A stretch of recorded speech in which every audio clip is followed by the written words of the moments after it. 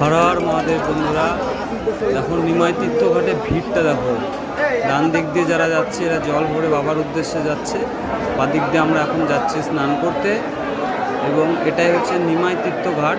দেখুন সামনে নিমাই স্ট্যাচু, এই নিমাই স্ট্যাচু দেখলেই বোঝা যায় যে এটা নিমাই তীর্থঘাট। এখান থেকেই জল ভরে প্রত্যেকে বাবার দরবারের উদ্দেশ্যে রওনা হয়। ভিড়টা দেখো একবার, প্রচুর ভিড়।